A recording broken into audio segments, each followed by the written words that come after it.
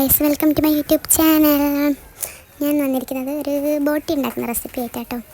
ഇത് ശരിക്കും ഞാൻ ഉണ്ടാക്കാൻ വിചാരിച്ചൊന്നല്ല, ബട്ട് ഉമ്മ ഉണ്ടാക്കുമ്പം ഞാനൊരു വീഡിയോ എടുത്തെന്നുള്ളൂ. എണ്ണ ഒഴിച്ച് ഉലുവട്ട് പിന്നെ വെല്ലുള്ളി ഇട്ട് കുറച്ച് ഉപ്പിട്ട് അത് വാടാൻ വെച്ചിട്ടോ. കാരണം ശരിക്കും ഇതിൽ ചെറിയുള്ളിയാണ് വേണ്ടി, പിന്നെ ചെറിയുള്ളിയൊക്കെ തൊലളിക്കാനും അരിയാനൊക്കെ മടിയുള്ളത് കാരണം വെല്ലുള്ളി എടുത്ത്. പിന്നെ അത് വാടി വന്നപ്പോൾ തക്കാളിയും പച്ചമുളക് ഇട്ട് ഒന്നുകൂടി മാറ്റി. പിന്നെ അതിലേക്ക് മല്ലിപ്പൊടിയും മഞ്ഞൾപ്പൊടിയും കുരുമുളക് പൊടിയാണ് ഇട്ടിട്ട് പിന്നെ കുറച്ചൊരു മുളകും പൊടി ഇട്ട് എല്ലാം ഇട്ട് ഒന്ന് ഇളക്കി റെഡിയാക്കിയിട്ട് ബോട്ടി ആദ്യം വേവിച്ച് മാറ്റി വെച്ചാൽ കേട്ടോ. പിന്നെ ആദ്യം വേവിച്ച ബോട്ടി എടുത്ത് അതിലേക്കിട്ട് മിക്സാക്കി കൊടുക്കുക കേട്ടോ. ശരിക്കും ഇത് ചെറിയുള്ളി ഇട്ട് ഉണ്ടാക്കുമ്പോഴാണ് കേട്ടോ ടേസ്റ്റ് കൂടുതലുണ്ടാകും. പിന്നെ ഇന്നെപ്പോലത്തെ അരിയാൻ മടിയുള്ള ആൾക്കാർ വെല്ലുള്ളി ഇട്ട് ഉണ്ടാക്കാമെന്നേ ഉള്ളൂ.